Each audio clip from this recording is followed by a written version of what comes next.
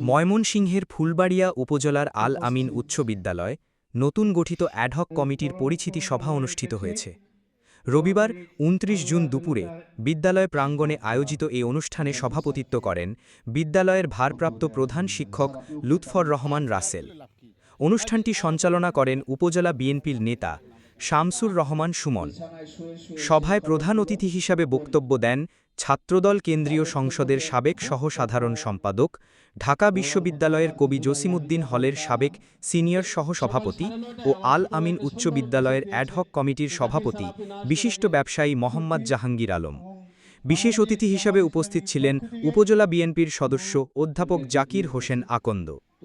এ সময় আরও বক্তব্য দেন প্রধান শিক্ষক অবসর মোজাফফর আলী, সিনিয়র শিক্ষক সানাউল্লাহ, তৈয়বউদ্দিন, মোহাম্মদ সাখাওয়াত হোসেন পলাশ, জামায়াতে ইসলামী নেতা ডাক্তার মহাতাবউদ্দিন, ডাক্তার পীযূষ চন্দ্র সূত্রধর, বিএনপি নেতা খোরশেদ আলম, আব্দুস সামাদ, মাসুদ, বুলবুল হোসেন, মোহাম্মদ গুলাম মোস্তফা, যুবদল নেতা ফরহাদ হোসেন ও উপজেলা ছাত্রদলের যুগ্ম আহ্বায়ক মোহাম্মদ রফিকুল ইসলাম রফিক প্রমুখ।